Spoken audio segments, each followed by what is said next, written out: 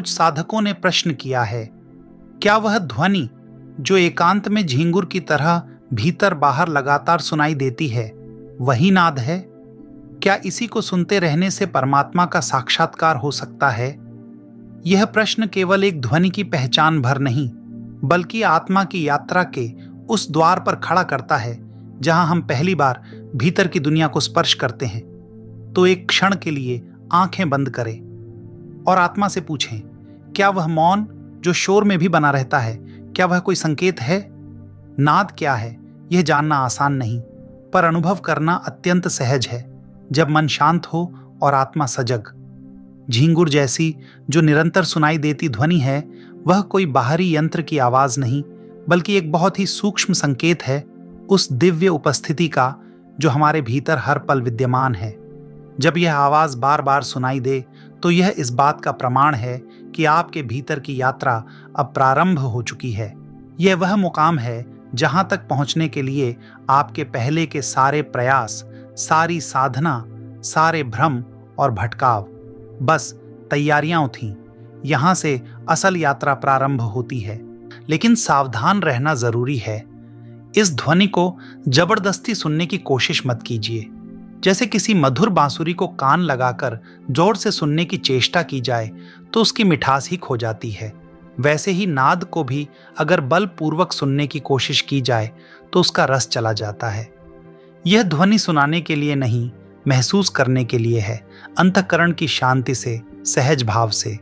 यह कोई साधारण आवाज नहीं, यह उस स्रोत की पुकार है जहां से जीवन स्वयं फूटता है। इसलिए इसे सुनने के लिए कोई प्रयास नहीं करना, बस भीतर की मौनता में समर्पित हो जाना है।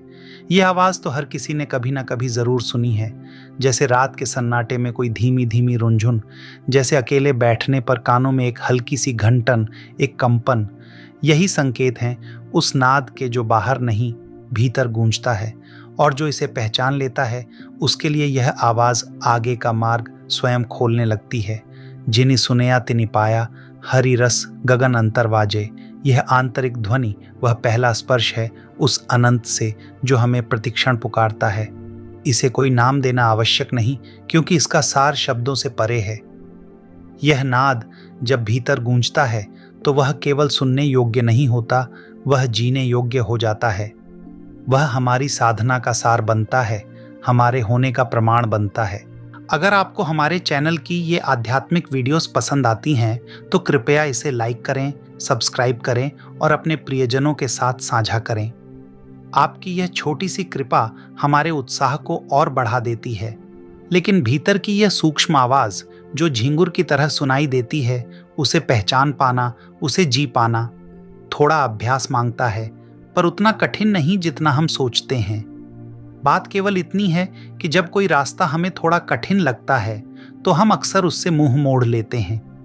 मगर जो साधक हौसला रखता है, जो प्रेम में चल पड़ता है उस अनदेखी राह पर, वही धीरे धीरे उस स्वरूप की ओर बढ़ने लगता है। इसीलिए अगर आपके भीतर यह नाद गूंजने लगा है तो इसे केवल एक इत्तेफाक मत समझिए। यह आपकी पूर्व की साधना का परिणाम है, यह एक दिव्य वरदान है। इसके लिए ईश्वर को धन्यवाद दीजिए और कृपा करके इसे जबरदस्ती सुनने की चेष्टा मत कीजिए। जिस क्षण आप इसे प्रयास पूर्वक पकड़ने लगते हैं उसी क्षण इसकी मधुरता फीकी होने लगती है। जैसे कोई व्यक्ति बांसुरी की मीठी तान को कान लगाकर जोर से सुनने लगे तो वह रस नहीं, शोर बन जाती है, वैसे ही नाद को भी प्रयास से नहीं, समर्पण से सुना जाता है। अगर आप इसे कसकर पकड़ोगे, अगर आप इसे जैसे तैसे सुन ही लूं कि भावना से खोजोगे, तो यह धीरे धीरे ओझल हो जाएगा। यह स्वर रस की तरह है, जो सहज बहे तो मिठास है, लेकिन जब दबाव से रोका जाए तो उसका प्रवाह टूट जाता है। आप सोचिए, जैसे आपने अपने हाथ में एक नोट पकड़ा है और आपको कहा गया हो कि इसे सड़क पर गिरा दो। आप बार बार दूसरों से पूछते हैं, कैसे छोड़ूं, क्या पकड़ ढीली कर दूं? तो जवाब बड़ा सीधा है, बस पकड़ छोड़ दो और परमात्मा की प्राकृतिक व्यवस्था, उसका गुरुत्वाकर्षण उस नोट को नीचे ले जाएगा। यही नियम आत्मा की यात्रा में भी लागू होता है। जब आप प्रयास छोड़ देते हैं, पकड़ ढीली करते हैं, तब ईश्वर की कृपा आपको खींच ले जाती है। यहाँ तक कि कबीर साहिब भी कहते हैं सोनम अरे अनहद बाजे, मर जाऊं तब सुन पाऊं बाजे। जब यह अनहद नाद भीतर बजता है तो पहली अनुभूति ऐसी होती है जैसे सब कुछ रुक गया हो। ना बाहर की आवाजें सुनाई देती हैं, ना कोई दृश्य दिखता है। बस एक मौन में डूबा हुआ आत्मिक संसार जाग उठता है।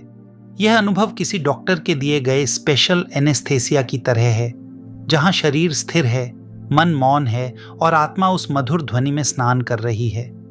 एक क्षण के लिए आंखें बंद करें और कल्पना करें कि भीतर वह स्वर धीरे धीरे आपको अपने आलोक में भर रहा है, बिना प्रयास, बिना शर्त। हम आपके लिए यह आध्यात्मिक सामग्री बहुत प्रेम और मेहनत से तैयार करते हैं। अगर यह आपके मन को छूती है तो कृपया इसे दूसरों तक पहुंचाएं। आपका एक शेयर किसी आत्मा के भीतर उजाला कर सकता है।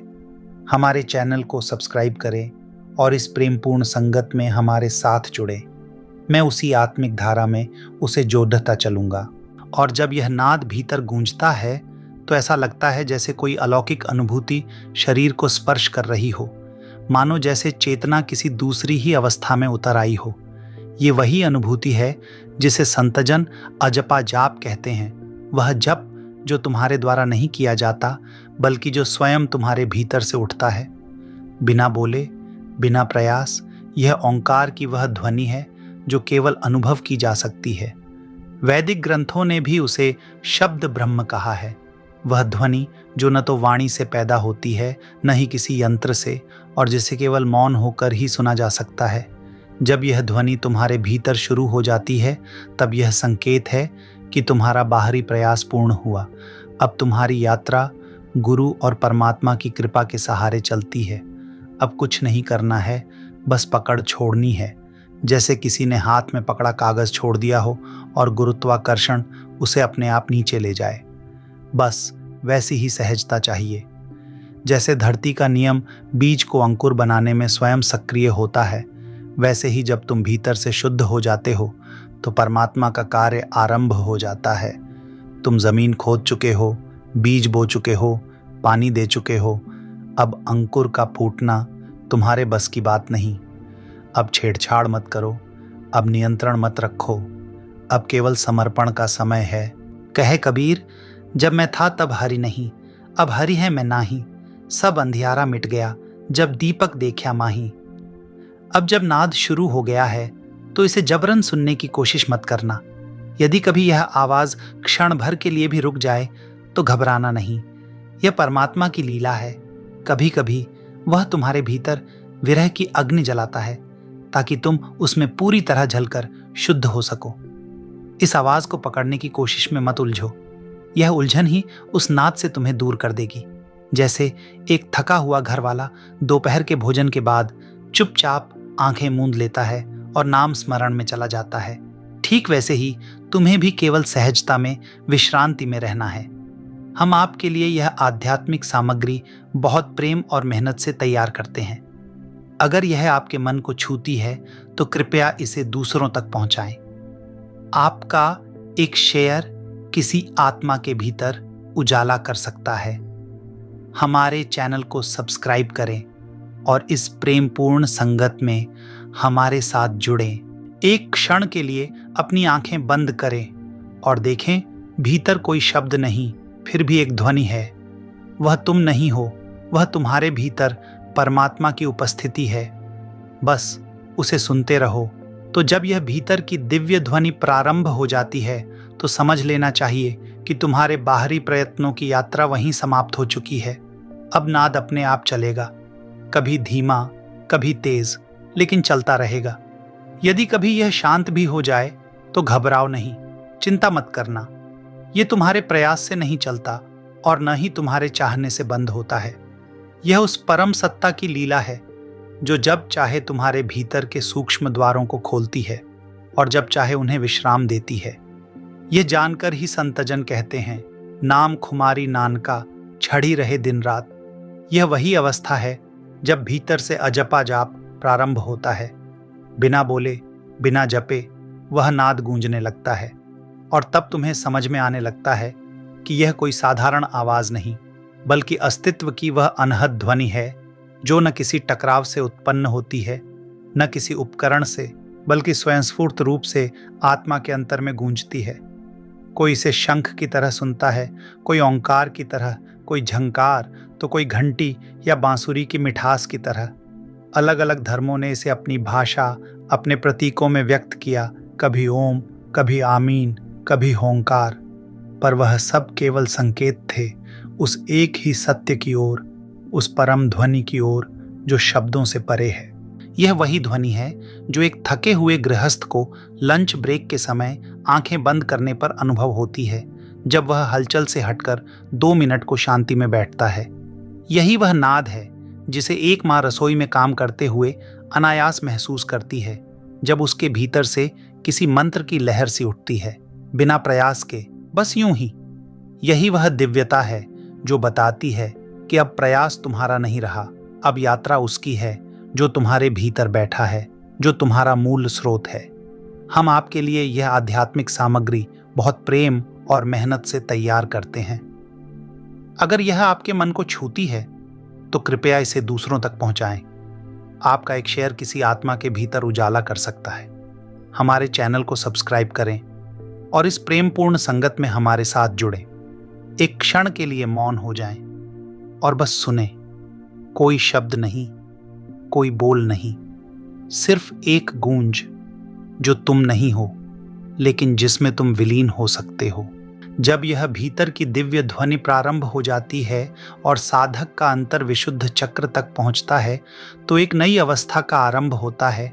एक ऐसी अवस्था जहां आत्मा धीरे धीरे परमात्मा के क्षेत्र में प्रवेश करती है।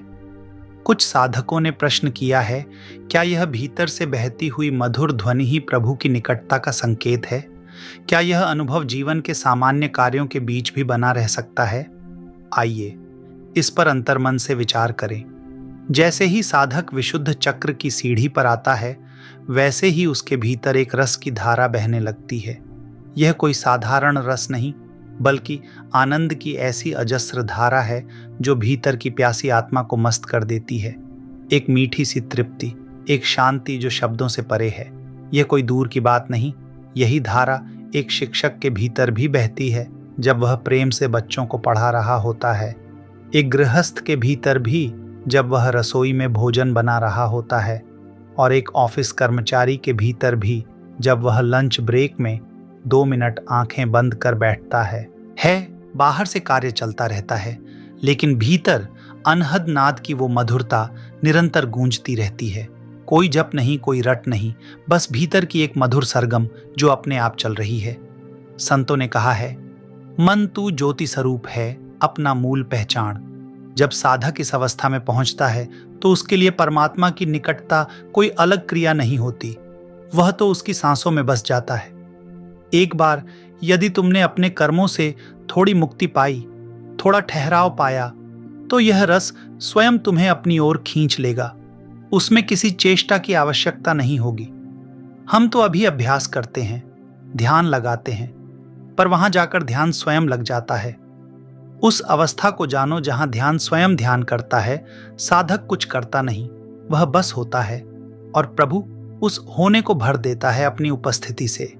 यह अवस्था कोई कल्पना नहीं, यह तुम्हारी अपनी मंजिल है। और यदि अब तक तुमने अपने सामर्थ्य भर प्रयास कर लिए हैं, तो समझो कि अब परमात्मा का कार्य प्रारंभ हो गया है। तुम्हारा काम यहां तक था, अब आगे का सफर उसकी कृपा से ही पूरा होगा। अगर आपको हमारे चैनल की ये आध्यात्मिक यात्राएं पसंद आती हैं, तो कृपया इसे लाइक करें, सब्सक्राइब करें और अपने प्रियजनों के साथ साझा करें। आपकी यह छोटी सी कृपा हमारे उत्साह को और बढ़ा देती है।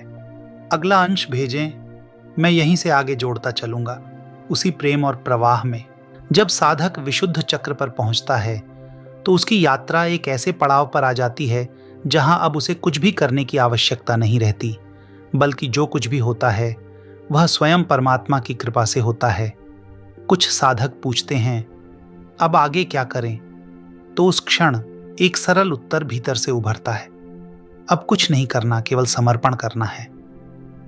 अरे, जैसे एक व्यक्ति 10वीं मंजिल पर खड़ा हो, हाथ में एक छोटा सा कागज हो और उसे नीचे गिराना हो, तो क्या वह दूसरों से पूछेगा कि यह नीचे कैसे गिरेगा? नहीं, उसे बस अपनी पकड़ ढीली करनी है। पकड़ छोड़ी नहीं कि प्रकृति स्वयं उसे नीचे खींच लेगी। गुरुत्वाकर्षण का नियम काम करने लगेगा। ऐसे ही जब साधक का अंतर विशुद्ध चक्र तक पहुंचता है तो उसे अपनी आत्मचेष्टा को भी वहीं छोड़ देना होता है। संत कहते हैं, जो तू करता सो तू करता, मैं कुछ ना करूं। अब जो करना है वह प्रभु करेगा। तुम बस अपने नित्य कर्म करते रहो, रोटी बनाओ, दफ्तर जाओ, बच्चों को सुलाओ, लेकिन भीतर से शांत रहो। ध्यान, स्मरण, जाप सब छोड़ दो, क्योंकि अब वह स्वयं तुम्हें जप रहा है। एक क्षण के लिए आंखें बंद करें और भीतर से आती उस मीठी पुकार को सुने जो कहती है, आ जा मेरी शरण में। अब वह मधुरता, वह रस, वह अलौकिक महक तुम्हें भरने लगेगी, जैसे किसी ने भीतर अमृत की धार खोल दी हो। उस अमृत से पीते रहो, तुम देखोगे कि तुम्हें अब बाहरी शांति की कोई आवश्यकता ही नहीं रह गई है। आज जहां सब तरफ शांति पाने की व्यवस्थाएं बनाई जा रही हैं, वहां यह भीतर की प्राप्त हुई शांति स्वयं जन्मी हुई है। कोई अभ्यास नहीं, कोई प्रदर्शन नहीं, बस सहज शांति।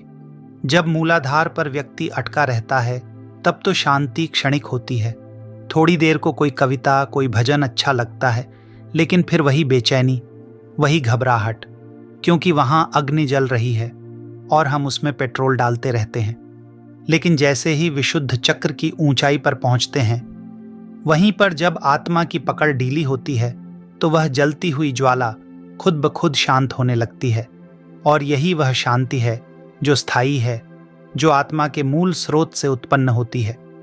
हम आपके लिए यह आध्यात्मिक सामग्री बहुत प्रेम और मेहनत से तैयार करते हैं। अगर यह आपके मन को छूती है तो कृपया इसे दूसरों तक पहुंचाएं। आपका एक शेयर किसी आत्मा के भीतर उजाला कर सकता है। हमारे चैनल को सब्सक्राइब करें और इस प्रेमपूर्ण संगत में हमारे साथ जुड़ें। एक क्षण ठहरें और इस शांत मौन को भीतर उतरने दें। शायद वहीं से आपको अगला मार्ग दिखाई देगा। जब साधक मूलाधार से अपनी यात्रा शुरू करता है और धीरे धीरे हृदय से होते हुए कंठ चक्र तक पहुंचता है, तब भीतर एक परिवर्तन होने लगता है। प्रेम जागता है, सुगंध सी बहने लगती है, कविता की कोमल ध्वनियां आत्मा को छूने लगती हैं। यह कोई सामान्य प्रेम नहीं, यह एक दिव्य अनुभव है, एक ऐसी भावना जो आत्मा को छूती है, जो चेतना को सघन कर देती है। जैसे ही साधक विशुद्ध चक्र में प्रवेश करता है, वह पारलौकिक आलोक में स्नान करता है। यहाँ झिंगुर सी एक सूक्ष्म ध्वनि भीतर गूंजने लगती है, जैसे कोई गुप्त घंटी बज रही हो, जैसे कोई आह्वान हो रहा हो। आप मंदिरों में देखिए, वहां भी घंटी प्रवेश द्वार पर होती है। हम उसे बजाते हैं, लेकिन अक्सर यह नहीं समझते कि हम वास्तव में देवता को नहीं, अपने भीतर की चेतना को जगा रहे होते हैं। जैसे मंदिर में घंटी यह संकेत देती है कि मैं आ गया हूं, अब ध्यान दो, वैसे ही यह नाद भी हमारी आत्मा को पुकारता है, अब जागो, अब सुनो, अब भीतर आओ। एक क्षण के लिए आंखें बंद करें और कल्पना करें कि भीतर एक दिव्य स्वर बज रहा है, जैसे प्रभु स्वयं कह रहे हों, क्यों आया है मेरे द्वार पर, तुझे क्या पीड़ा है, क्या है तेरे मन का प्रश्न। उसी तरह जैसे शायर कहता है, दिले नादां तुझे हुआ क्या है, आखिर इस दर्द की दवा क्या है। यही नाद भीतर की पुकार है। हम इसे अक्सर भूल जाते हैं, क्योंकि हम अपनी इच्छाओं की आग में पेट्रोल डालते रहते हैं। वासना, लोभ, मोह, इनसे छुटकारा तभी मिलता है जब चेतना उबाल पर पहुंच जाए। जैसे पानी 100 डिग्री पर आकर भाप बन जाता है, तब आत्मा उड़ने लगती है ऊपर की ओर। लेकिन इस ऊंचाई पर केवल दिखावे का प्रेम काम नहीं आता। यहाँ वह प्रेम चाहिए जो सरल हो, मासूम हो, मूक हो। आज बहुत से लोग प्रेमी होने का दावा करते हैं, लेकिन भीतर से वे अभी भी वासना और भ्रम से भरे होते हैं। ऐसा प्रेम सच्चा नहीं होता। लेकिन अगर प्रेम सच्चा है, इवन अगर वह मूर्खता में भी किया गया हो, तो वह क्षम्य होता है, क्योंकि उसमें मासूमियत होती है। और जहाँ मासूमियत है, वहीं परमात्मा की झलक मिलती है। वहाँ से एक नया जीवन शुरू होता है। हम आपके लिए यह आध्यात्मिक सामग्री बहुत प्रेम और मेहनत से तैयार करते हैं। अगर यह आपके मन को छूती है, तो कृपया इसे दूसरों तक पहुंचाएं। आपका एक शेयर किसी आत्मा के भीतर उजाला कर सकता है। हमारे चैनल को सब्सक्राइब करें और इस प्रेमपूर्ण संगत में हमारे साथ जुड़े। बस एक पल ठहरिए और अपने भीतर उस ध्वनि को सुनिए जो कह रही है, अब भीतर लौट आओ, सब कुछ यही है। जैसे ही साधक विशुद्ध चक्र पर पहुंचता है, भीतर एक अलौकिक आनंद की धारा बहने लगती है। ऐसा प्रतीत होता है मानो आत्मा किसी ऐसे लोक में प्रवेश कर चुकी है जहां हर ध्वनि प्रार्थना बन जाती है, हर कंपन किसी दिव्य संदेश का वाहक होता है। भीतर से सुनाई देने वाली ये आवाजें, कभी शंख की गूंज, कभी घंटी की टंकार, कभी झिंगुर की मधुर धुन, कोई साधारण आवाजें नहीं होती। ये उस ईश्वरीय दरबार की घंटियां हैं जो आत्मा के स्वागत में स्वयं बज उठती हैं। आपने कभी मंदिर में प्रवेश करते समय ऊपर लटकी घंटी को देखा होगा? वो प्रतीक है उस चेतना का जो अब आपको पुकार रही है, जागो, मैं आ गया हूं, तुम्हारा स्वागत है। जैसे मंदिर में मूर्ति हमेशा केंद्र में होती है और घंटा बाहर, वैसे ही परमात्मा भीतर है और उसकी पुकार बाहर तक फैली हुई। एक क्षण के लिए आंखें बंद करें और महसूस करें कि वह पुकार कैसी होती होगी जो बिना बोले कहती है, अब तुम मेरे द्वार पर हो। यह वो क्षण है जब साधक के भीतर का प्रेम रस छलकने लगता है और बाहर के नशों की कोई आवश्यकता नहीं रह जाती। यह स्वर किसी भी शराब से अधिक मस्त कर देने वाला है, किसी भी संगीत से अधिक सधा हुआ और गूंजता हुआ। यह अनहद नाद है जो अनवरत बजता रहता है, दिन रात, सोते जागते, चलते फिरते। और यह नशा नाश नहीं लाता, यह तो परम शांति और आनंद में ले जाता है। जैसे कोई पुष्पों से भरे उपवन में बिना घुसाए ही केवल उसकी सुगंध से ही विभोर हो जाए, वैसे ही यह ध्वनि भी आत्मा को भीतर ही भीतर लिपटा लेती है। कबीर साहब कहते हैं, अनहद बाजे शब्द सुहावण, साध सुने पियू प्यारे। यह वही ध्वनि है जो केवल श्रवण नहीं, समर्पण मांगती है। जैसे ही साधक विशुद्ध चक्र के समीप पहुंचता है, एक नई अनुभूति जन्म लेती है, नाद की, अनहद की। यह शांति बाहर से लाई नहीं जाती, यह भीतर जन्म लेती है। यह अभ्यास से उत्पन्न कृत्रिम शांति नहीं, यह आत्मा के मूल में उपजी एक स्वाभाविक स्थिति है। जैसे एक बगीचे में घुसते ही फूलों की सुगंध बिना बुलाए मन को छू लेती है, वैसे ही जब साधक इस ध्वनि के उपवन में प्रवेश करता है तो उसकी नासिका में वह रस भर जाता है जो शब्दों से परे और अनुभव से परिपूर्ण होता है। वह अनाहत स्वर जो बिना टकराहट के पैदा होता है, जो सिर्फ भीतर से उठता है, वही तो है प्रभु का नाद। जैसा कबीर साहिब कहते हैं, अनहद धुनि बाजे घर माझर, पंडित बांछे न बाणी। यह वही ध्वनि है जिसे न तो पढ़ा जा सकता है, न ही सिखाया, इसे तो केवल अनुभव किया जा सकता है। और जैसे ही आप उस ध्वनि के क्षेत्र में प्रवेश करते हैं, वह नशा आपको अपने भीतर समेटने लगता है। वह कोई साधारण संगीत नहीं होता, वह तो आत्मा की पुकार होती है, परम सत्ता की वाणी। वह आवाजें इतनी मधुर होती हैं कि साधक खुद को भूल जाता है और केवल सुनने में लीन हो जाता है। जैसे पहला पेग मनुष्य पीता है, फिर शराब मनुष्य को पीती है, वैसे ही इस नाद की पहली झलक साधक को खींचती है, फिर वह नाद साधक को भीतर समेट लेता है। उस अवस्था में पहुंचने के बाद किसी गुरु का सानिध्य केवल एक संकेत बन जाता है जो वाणी में मधुरता, शांति और प्रेम न दे सके। वह वाणी केवल शब्द है, सत्य नहीं। एक सच्चे संत की शरण में बैठते ही साधक के भीतर विश्राम की लहर उठती है, उसकी आंखों में ठहराव आता है और मन शीतल हो जाता है। यह वही शांति है जो कहीं से लाई नहीं जाती, यह भीतर से फूटती है, जैसे कि चक्रों के उद्गम से उपजी एक निर्मल जलधारा। और जैसे जैसे यह यात्रा आगे बढ़ती है, साधक सहस्रार के द्वार की ओर बढ़ता है, जहां से वापसी नहीं होती, जहां आत्मा प्रभु की बाहों में समा जाती है। लेकिन इस यात्रा में सावधान भी रहना होगा, क्योंकि जैसे ही सिद्धि का क्षेत्र शुरू होता है, प्रलोभन भी साथ आता है। सिद्धियां, वाक्सिद्धि, ज्ञान सिद्धि मोह का कारण बन सकती है। इसलिए चेतना को थामे रखना है, जागरूकता को साथी बनाना है और हर अनुभव को केवल मार्ग का एक पड़ाव मानते हुए आगे बढ़ते जाना है। हम आपके लिए यह आध्यात्मिक सामग्री बहुत प्रेम और मेहनत से तैयार करते हैं। अगर यह आपके मन को छूती है तो कृपया इसे दूसरों तक पहुंचाएं। आपका एक शेयर किसी आत्मा के भीतर उजाला कर सकता है। हमारे चैनल को सब्सक्राइब करें और इस प्रेमपूर्ण संगत में हमारे साथ जुड़े। अब सुनिए, जैसे ही साधक विशुद्ध चक्र की दहलीज पर पहुंचता है, एक अद्भुत आध्यात्मिक जिम्मेदारी उसके भीतर जागती है, सत्य की। कुछ साधकों ने पूछा है, क्या हम जो भी बोलें वही सत्य बन जाता है? क्या इस चक्र पर पहुंचते ही वाणी की शक्ति इतनी प्रबल हो जाती है कि हमारे शब्द सृष्टि में फलित होने लगते हैं? तो एक क्षण के लिए आंखें बंद करें और कल्पना करें कि आप किसी ऐसे स्थल पर खड़े हैं जहां हर बोले गए शब्द ब्रह्मांड में बीज की तरह रोप दिए जाते हैं। विशुद्ध चक्र यही चेतावनी देता है, अब तुम्हारी वाणी केवल संवाद का माध्यम नहीं, वह ब्रह्म वाक्य बन चुकी है। यही कारण है कि संत महात्मा इस चक्र को अत्यंत पवित्र मानते हैं। पतंजलि ने भी अपने योग सूत्रों में इसे सत्य की शुरुआत कहा। सत्य, अहिंसा, अस्तेय, ब्रह्मचर्य और अपरिग्रह, इन सिद्धांतों की शुरुआत यहीं से होती है और इनका साक्षात्कार भी यहीं। अब आपको बोलने से पहले सोचना होगा, क्योंकि जो आप बोलेंगे वह घटित होगा।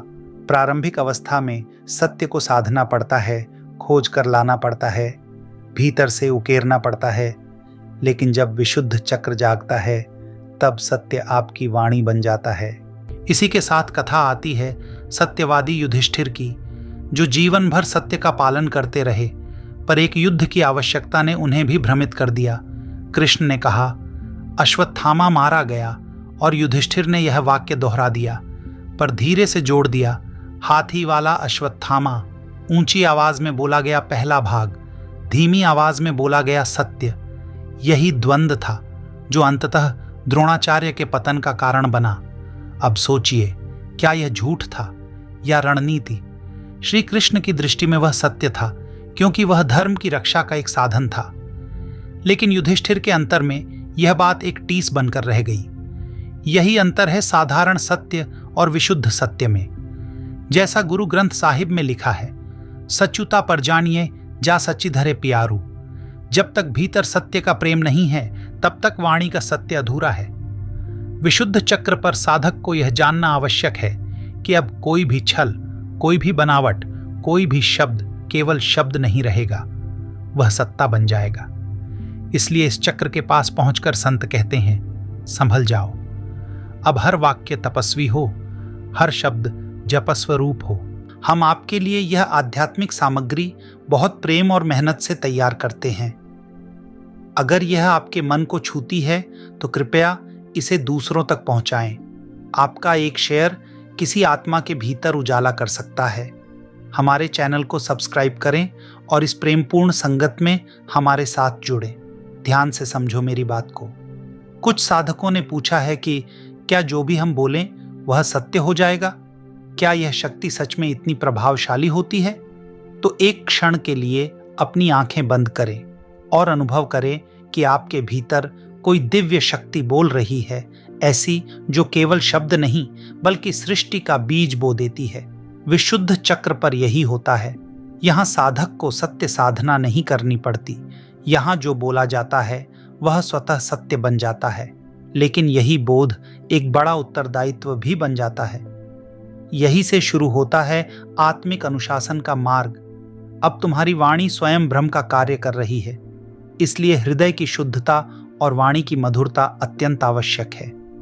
इन अनुभवों के साथ साथ साधक को तरह तरह की आवाजें सुनाई देने लगती हैं, कभी झींगुर की, कभी कोयल की, कभी ढोलक की, तो कभी गूंजता हुआ ओंकार। लेकिन इन मधुर ध्वनियों के बीच भी मन को स्थिर बनाए रखना है। यह आवाजें हमें मोहित करेंगी, जैसे कोई सुंदर संगीत हमें बहा ले जाए।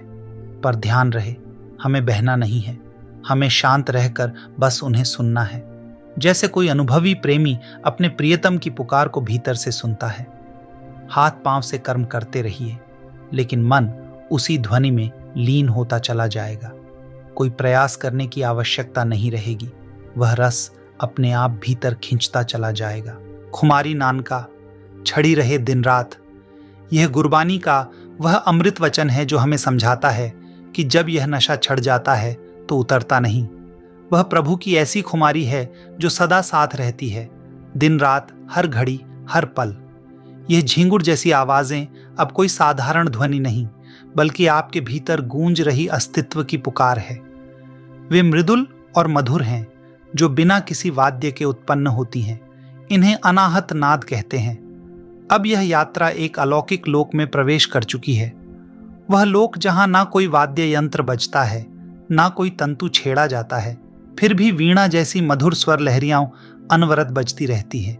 ये आश्चर्य ही तो है, एक दिव्य विस्मय जो पहली बार भीतर की ओर ले जाता है। एक अजूबा सा लगता है, यह क्या है, यह आवाज कहां से आ रही है। और जब ऐसा होता है तो केवल वही आत्माएं उस प्रभु के राज्य में प्रवेश कर पाती हैं जो बच्चों जैसे मासूम और आश्चर्य से भरे होते हैं। Only they will enter into my kingdom who are innocent just like a child. पर यह मासूमियत केवल बाहरी नहीं होनी चाहिए, यह वह भीतर की विस्मयकारी शुद्धता होनी चाहिए जो हर क्षण कुछ नया देखती है, हर पल ईश्वर के चमत्कारों को स्वीकार करती है। लेकिन एक बात याद रखना, अगर केवल मासूमियत ही पर्याप्त होती तो हर बच्चा इस लोक में संत बनकर आता। मासूमियत के साथ आश्चर्य, विस्मय और आत्मिक चमत्कार की अनुभूति भी आवश्यक है। आश्चर्य से भरा वह मन ही प्रभु की ओर खींचता है। वह ही उस संगीत को सुनता है जो बिना तारों की वीणा से झंकृत होती है। यह वह संगीत है जो किसी भी साज से नहीं, आत्मा से उत्पन्न होता है। अनाहत स्वर जो आपको कहता है कि आप प्रभु की परिधि में प्रवेश कर चुके हो। कुछ साधकों ने प्रश्न किया है, क्या संगीत से परमात्मा तक पहुंचा जा सकता है? और यदि पहुंचा जा सकता है तो फिर क्या संगीत की जरूरत हमेशा बनी रहती है? एक पल के लिए आंखें बंद कीजिए और भीतर झांकिए। उस गूंज को सुनिए जो बिना किसी वाद्य यंत्र के भी बज रही है। हाँ, संगीत एक मार्ग हो सकता है, लेकिन जब भीतर ही एक दिव्य, निरंतर और सधा हुआ नाद बजने लगे तो फिर बाहर के संगीत और वाद्य यंत्रों की आवश्यकता समाप्त हो जाती है। कोई क्यों सुनेगा बेसुरा संगीत जब भीतर स्वयं का अनहद राग चलने लगे? यह वह सूर्य संगीत है जो हर जागृत आत्मा में स्वाभाविक रूप से बजने लगता है। एक ऐसी माधुर्यपूर्ण ध्वनि जो सांसारिक ध्वनियों से परे है। हमने अपने मन में एक भ्रम पाल लिया है कि ईश्वर को पाने का अर्थ है दिन रात उसका नाम बोलना। लेकिन यह बाहरी जाप नहीं, यह भीतर की गूंज है जो स्वयं होती है। जैसे कोई आत्मा जब इस अवस्था में पहुंचती है तो वह आश्चर्यचकित होकर देखती है, अरे, जिसे मैं जब समझ रहा था वह तो भीतर अपने आप हो रहा है। अब उसे कुछ करना नहीं पड़ता, केवल अनुभव करना है। और जब संत बोलते हैं तो यह अनुभव और गहरा हो जाता है, जैसे कोई निंद्रा की गोद में उतरने लगे। संतों की वाणी वह नहीं होती जो बोरियत पैदा करे, वह होती है अमृत की धार जैसी जो भीतर उतरती चली जाती है। जब कोई मात्र बोलने के लिए बोलता है उसमें रस नहीं होता, लेकिन जब कोई भीतर से बोलता है, जब उसका हर शब्द प्रभु से जुड़ा होता है तो वह शब्द नहीं, वह वाणी बन जाती है, देववाणी। खुमारी नानका, छड़ी रहे दिन रात, इस चरण को स्मरण करें। जब भीतर की ध्वनि, भीतर की गूंज चलने लगती है तो वह नशा कभी उतरता नहीं। फिर बाहर की छाए, मदिरा, गाना, वाद्य सब फीका पड़ जाता है। वह नाद जो बिना किसी वाद्य के बजता है, उसे सुनना ही सबसे बड़ा संगीत है। और तब तुम्हारी वाणी से भी मधुरता टपकने लगती है। तुम जो बोलोगे वह केवल शब्द नहीं होंगे, वे आत्मा की भाषा होंगे। यह वही स्थान है जहां से देववाणी की शुरुआत होती है। यहां से तुम सत्य बोलते नहीं, तुम्हारा हर कहा सत्य हो जाता है। यहां से तुम हिंसा को रोकते नहीं, यहां तो हिंसा हो ही नहीं सकती। यहां से तुम्हारे भीतर ऐसा संतुलन, ऐसा ब्रह्म विचार जन्म लेता है जो तुम्हारे व्यवहार, आचरण और पूरे अस्तित्व को शुद्ध कर देता है। तो यह वह वाणी है जहां न कोई झूठ रह जाता है, न कोई छल। यहां केवल सत्य, करुणा और वह आत्मिक संगीत बजता है जो हर वक्त तुम्हें भीतर से प्रेम और रस में डुबोए रखता है। और इसलिए मैं कहता हूं, एक पल को भीतर झांकिए। शायद वहां कोई वीणा बज रही है जिसे सुनकर आत्मा कह उठती है, अब कोई तलाश बाकी नहीं। कुछ साधकों ने प्रश्न किया है, जब हम आत्मा के मार्ग पर बढ़ते हैं तो क्या वास्तव में सत्य, अपरिग्रह, ब्रह्मचर्य जैसी साधनाएं करनी पड़ती हैं, या ये सब उस अवस्था में स्वाभाविक हो जाती है? एक क्षण के लिए आंखें बंद करें और मन को उस गहराई में ले जाएं जहां न कोई प्रयास है, न कोई जतन, केवल एक मौन अनुभूति है कि अब तुम अपने घर पहुंच चुके हो। जब सीकर अपनी आत्मा की वास्तविकता को पहचानने लगता है, तब यह जानना शुरू करता है कि मेरे अतिरिक्त कुछ भी नहीं है। फिर यह संसार, इसकी सारी वस्तुएं, सब कुछ उसी का ही रूप लगने लगता है। फिर मेरा और तेरा का भेद मिटने लगता है। जब कोई जान लेता है कि हर वस्तु उसी की ही एक झलक है, तब वह स्वतः ही मालिक बन जाता है। और जो सच्चा मालिक होता है, उसे परिग्रह करने की क्या आवश्यकता है? क्या कभी आपने अपने ही घर की वस्तु पर मेरा चिपकाया है? क्या आपने कभी अपनी ही संतान को चोरी से अपने पास रखा है? नहीं, क्योंकि जो पहले से तुम्हारा है, उसे ग्रहण करने या बांधने की कोई जरूरत नहीं पड़ती। यही है अपरिग्रह। जो अपने आप घटित होता है, उसे साधने की जरूरत नहीं। पतंजलि ने जो सत्य, अहिंसा, ब्रह्मचर्य, अस्तेय और अपरिग्रह के नियम दिए, वे बिल्कुल सही हैं, पर वे एक आरंभिक सीढ़ी हैं। जब सीकर उस परम अवस्था तक पहुंचता है, तब इन सब का अभ्यास अपने आप समाप्त हो जाता है, क्योंकि अब अभ्यास की कोई आवश्यकता नहीं। अब यह सब उसकी प्रकृति बन चुका होता है। बचपन में हम खिलौनों से खेलते हैं, लेकिन क्या वही खिलौने बड़े होने पर हमारे काम आते हैं? नहीं, उन्हें हम छोड़ देते हैं। उसी तरह सांसारिक आकर्षण जो आज हमें मूल्यवान लगते हैं, वे एक दिन मिट्टी के ढेले जैसे प्रतीत होंगे। वे कंकड़ पत्थर लगेंगे जब आत्मा के भीतर की असली चमक देखने को मिलेगी। तब न कोई मोह बचेगा, न कोई लालच, केवल एक आनंद होगा। वैसा आनंद जो एक नन्हा बच्चा महसूस करता है जब वह बिना कारण खिलखिलाकर हंसता है। बच्चा जब हंसता है तो वह सम्राटों को भी मात दे देता है। उसके पास न धन है, न प्रतिष्ठा, न डिग्रियां, फिर भी उसकी हंसी में एक अलौकिक आनंद होता है। एक निर्दोष मासूमियत होती है जो सीधे आत्मा से निकलती है। यही हंसी आगे तुम्हारे जीवन का हिस्सा बनेगी, जब तुम्हारा मन पूरी तरह परमात्मा के साम्राज्य में प्रवेश कर लेगा। परंतु सावधान रहना, क्योंकि इस अवस्था में तुम्हारा कहा हर शब्द सत्य होता है। लोग तुम्हारे पास दौड़कर आएंगे, तुमसे कहेंगे कुछ तो बोलो। वे तुम्हारे वचनों में चमत्कार ढूंढेंगे, पर यह चमत्कार कोई तामझाम नहीं है। ये वो मौन सौंदर्य है जो केवल प्रेम से उपजता है। ये कोई दिखावा नहीं, बल्कि वह सहज दिव्यता है जो तब प्रकट होती है जब तुम परमात्मा में खो जाते हो। अब एक पल रुकिए, उस नन्हे बच्चे की तरह जिसकी हंसी में कोई स्वार्थ नहीं, केवल मौलिक प्रसन्नता है। यही तुम्हारी यात्रा का प्रारंभ भी है और यही इसका अंतिम बिंदु भी। यह वही बात है जिसे मैं फिर दोहराना चाहता हूं। यहां इस मुकाम पर पहुंचकर साधक को अत्यंत सावधान रहना पड़ता है। जैसे जैसे आत्मा की यात्रा ऊंचाई की ओर जाती है, वैसे वैसे उसकी रक्षा और सजगता और अधिक आवश्यक हो जाती है। एक क्षण की भी असावधानी तुम्हें उन गहराइयों में गिरा सकती है जहां से फिर लौटना आसान नहीं, क्योंकि अब जो तुम्हारे पास है वह कोई साधारण वस्तु नहीं, वह अमूल्य निधि है जिसे देखकर बाहरी आंखें कुछ न समझे, पर अंतरात्मा से जुड़े लुटेरे उसे पहचान लेते हैं। वे पास आएंगे विनम्रता से, प्रेम से, आग्रह से, कुछ तो बोलो कहकर तुमसे उस अमृत को छीनने का प्रयत्न करेंगे। तुम्हारी शक्ति को, तुम्हारे सत्य को, तुम्हारी सिद्धि को अपने स्वार्थ में ढालने की कोशिश करेंगे। मगर याद रखना, मौन ही सबसे बड़ी ढाल है। बोलने से पहले ठहर जाना। कुछ भी बोलने से पहले अपने अंतर की गहराई में जाकर देखना कि यह शब्द क्या तुम्हारे मौन को भंग कर देगा।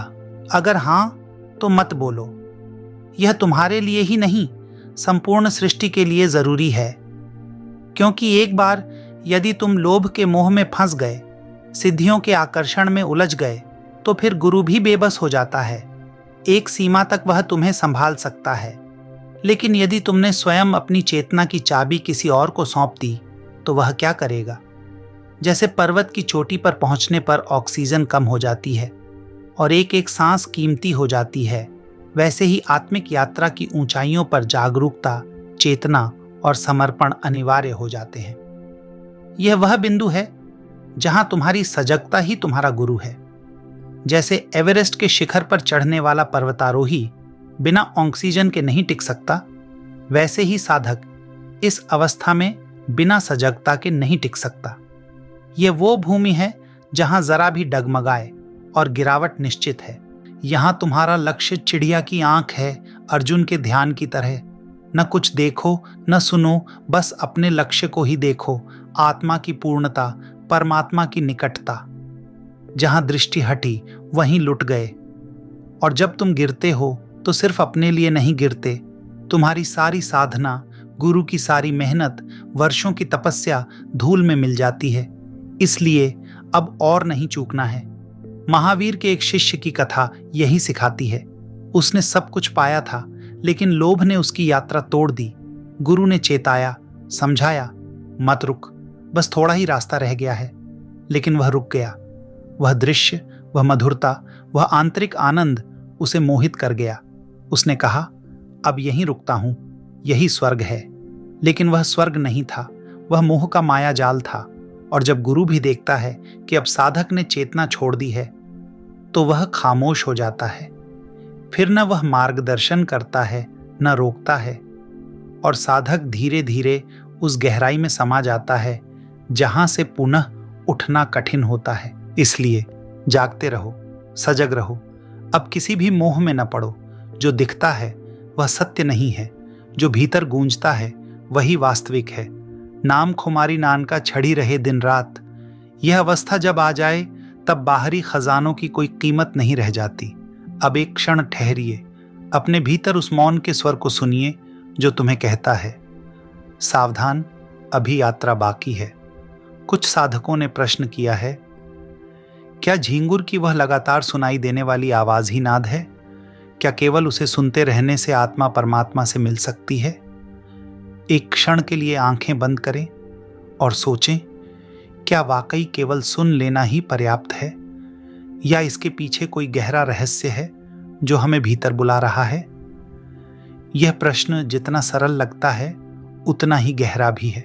नाद की वह धारा जो झींगुर की ध्वनि जैसी लगती है, वह बस एक प्रारंभ है, एक संकेत है कि भीतर का द्वार खुलने लगा है। यह पहली सीढ़ी है उस गूढ़ यात्रा की जिसमें आत्मा अनहद नाद की माधुर्य में विलीन होती है। परंतु केवल इसी ध्वनि में खो जाना काफी नहीं। यह एक अमूल्य संकेत है, पर अंतिम सत्य नहीं।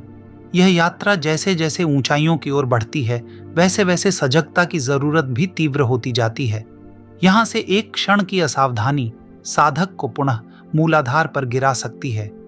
वही 84 का चक्र, वही प्रारंभिक स्थिति, वही भ्रम का संसार। गुरु इसीलिए आवश्यक होता है। वह तुम्हें बताता है कहां जूते उतारने हैं, कहां पहनने हैं। जहां मंदिर हो वहां नंगे पांव जाओ, और जहां कांटे हों वहां पैरों की रक्षा जरूरी है। तुम्हें नहीं पता होता कि कौन सी भूमि कौन सी है। गुरु जानता है, क्योंकि वह बार बार वहां से गुजर चुका होता है। यह दशम द्वार की स्थिति आत्मा की 10वीं मंजिल है, जहां पकड़ छोड़नी होती है।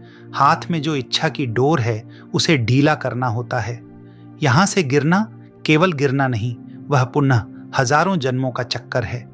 इसीलिए सजग रहना, अवेयर रहना, जैसे पर्वत की ऊंचाई पर ऑक्सीजन की कमी होती है, वैसे ही आत्मिक यात्रा की ऊंचाइयों पर चेतना की आवश्यकता और अधिक हो जाती है।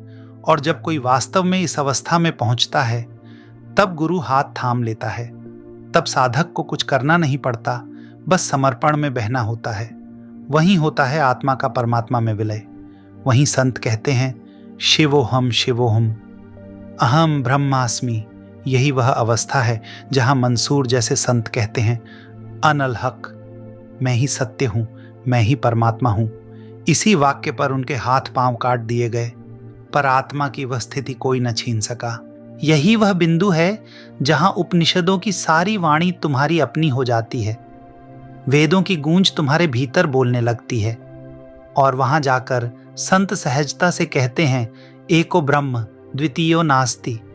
परंतु यह स्थिति केवल उन्हीं को प्राप्त होती है जो मोह, सिद्धियों, वासनाओं और इच्छाओं से स्वयं को मुक्त कर पाने की हिम्मत रखते हैं। अब बस एक क्षण को मौन हो जाइए, और अपने भीतर उस चुप सी ध्वनि को महसूस कीजिए जो कह रही है, जो तुम थे वही अब बन गए हो। शुद्ध चेतना, शांत ज्योति, एक रस अमृता। कुछ साधकों ने प्रश्न किया है, क्या झींगुर जैसी वह ध्वनि ही नाद है? क्या यही अनहद नाद है जिसे सुनते सुनते आत्मा परमात्मा से मिल जाती है? एक पल को आंखें बंद करें और भीतर उस ध्वनि को सुने जो शब्दों से परे है, जो सन्नाटे के गर्भ में गूंजती है। क्या वह केवल कानों की अनुभूति है या आत्मा की पुकार? जब तक वह नाद केवल ध्वनि है, वह तुम्हें भीतर तक नहीं छूता, लेकिन जब वही नाद बन जाए तुम्हारा अस्तित्व, तब आरंभ होती है आत्मा की असली यात्रा। ये जो झींगुर जैसी अनवरत ध्वनि तुम्हें सुनाई देती है, वह कोई साधारण आवाज नहीं, यह तुम्हारी ही साधना का परिणाम है, पूर्व जन्मों के प्रयासों की फलश्रुति है। लेकिन इसे बलपूर्वक सुनने की कोशिश मत करो, क्योंकि जैसे ही तुम इसे पकड़ने जाओगे, इसकी मिठास खो जाएगी। जैसे बांसुरी की धुन को पकड़ने से वह अपना रस खो देती है, वैसे ही यह नाद भी पकड़ में आते ही दूर हो जाएगा। यह सुनाई देने लगे तो बस इसे चलते रहने दो। इसकी उपस्थिति को प्रेम से महसूस करो। यही वह प्रेमिल मौन है जो संतों की वाणी का सार है। सुनता है सो जीवत मरे और कहे सो गावत मरे, गुरमुखी बाणी जो सुने तिसु अंतरि सहज समाणे। जब यह नाद आरंभ हो जाए तब जानो आत्मा प्रभु के दायरे में प्रवेश कर चुकी है। वहां पर कुछ नहीं करना होता, बस अपनी पकड़ छोड़नी होती है। जैसे कोई 10वीं मंजिल पर खड़ा होकर हाथ से इंच छोड़ दे, वह अपने आप नीचे पहुंच जाता है। उसी तरह आत्मा भी जब अपनी पकड़ छोड़ देती है, परमात्मा के गुरुत्वाकर्षण में समा जाती है। लेकिन इस यात्रा में भी सावधानी अत्यंत आवश्यक है। जैसे पर्वत की चोटी पर ऑक्सीजन कम हो जाती है, वैसे ही चेतना की ऊंचाई पर जागरूकता की जरूरत अधिक हो जाती है। यहाँ एक क्षण की असावधानी साधक को फिर मूलाधार में गिरा सकती है, फिर से वही 84 का चक्र, वही प्रारंभिक बिंदु। इसीलिए गुरु की भूमिका अनमोल है। वह तुम्हें बताता है कि कहाँ जूते पहनने हैं, कहाँ उतारने हैं, कौन सा द्वार मंदिर का है और कौन सा कांटों का। अब केवल मौन हो जाइए और भीतर उस दिव्य स्वर की प्रतीक्षा कीजिए जो कहे, अब कुछ करने की जरूरत नहीं, बस होने दो, बस सुनते रहो, क्योंकि तुम वही हो जो सदा से था, जो अब भी है और जो रहेगा, शुद्ध, शांत, चेतन, ज्योतिर्मय। सभी मानव मात्र का यह मसला है। ये प्यास, ये बेचैनी, ये भटकन किसी एक की नहीं, हम सभी की है। हर आत्मा भीतर उस आनंद को पाने के लिए तड़प रही है, लेकिन मन ने हमें रास्ते उलझा दिए हैं। वह रोज समझाता है, धन कमाओ, बड़ा बनो, नाम कमाओ, शक्ति अर्जित करो, पीएम बनो, सीएम बनो, बैंक भर लो, ज्ञान का अंबार लगा लो, शरीर को तपाओ, मन को मारो और फिर शायद कुछ मिल जाए। लेकिन जो ऊर्जा नहीं है, जो भीतर जाग उठी है, वह जानती है कि यह सब केवल मन की चालें हैं, आत्मा को बुझाने के लिए। और जब नाद भीतर शुरू हो जाता है, जब आत्मा पहली बार उस अनाहत ध्वनि को पहचानने लगती है, तब एक सच्चे गुरु की आवश्यकता स्वाभाविक रूप से उठती है। कौन जाने उस क्षण में रहूं या न रहूं, मैं मिलूं या न मिलूं। मैंने जितने भी शब्द कहे हैं, जितनी भी वीडियो बनाई है, वह केवल इसी करुणा से प्रेरित है कि मैं अपने जीवन के अंतिम पड़ाव पर हूं। प्रकृति का विधान है और उम्र की ढलान पर यह भाव स्वतः उपजता है, न जाने कल रहूं या न रहूं।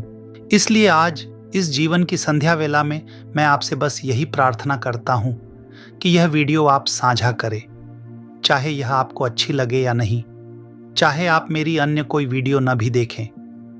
लेकिन यह एक बात कृपया आगे पहुंचा दें। मैंने देखा है, सुना है, सैकड़ों ऐसे आत्माओं की पुकार जिन्हें नाद की अनुभूति तो होती है, लेकिन उन्हें इसकी व्याख्या नहीं मिलती। मैं यह नहीं कहता कि ऐसा कोई गुरु आज धरती पर नहीं है। गुरु कभी समाप्त नहीं होते, वह तो आपके भीतर ही विराजमान है। लेकिन जब वह भीतर मौन होते हैं तो एक बाहरी गुरु की व्याख्या की जरूरत पड़ती है। और अगर उस समय कोई मार्गदर्शक नहीं मिला तो फिर यादें केवल पीड़ा बन जाती हैं। याद करके और भी तकलीफ होती थी, अधीन भूल जाने के सिवा ही अब कोई चारा न था। इसलिए उन आत्माओं के लिए जो नाद की ध्वनि तक तो पहुंच चुके हैं, लेकिन अब मार्गदर्शक के अभाव में उस द्वार से लौटने को मजबूर हैं। मैं आज आपसे विनती करता हूं, इस वीडियो को आगे भेजिए। न जाने कौन किसी कोने में किस दुख में डूबा उस ध्वनि को सुन रहा हो, लेकिन समझ नहीं पा रहा हो। उसका मार्ग कहीं यह एक वीडियो बन जाए। यदि कोई व्यक्ति इस आनंद की प्यास से तड़प रहा है तो यह उसका समाधान हो सकता है। मैंने सरलतम भाषा में अपनी पूरी सामर्थ्य और अनुभव के साथ यह समझाया है ताकि कोई पीछे न रह जाए, कोई भूला न रह जाए। और यदि यह आपके मन को थोड़ा भी छू पाए तो कृपया इसको किसी और तक पहुंचाएं। याद करके और भी तकलीफ होती थी, अधीन भूल जाने के सिवा ही अब कोई चारा न था। लेकिन नहीं, अब भूलना नहीं है, अब समय है संजीवनी को जीवित रखने का। यह आपके और मेरे बीच की नहीं, यह संपूर्ण मानवता की बात है।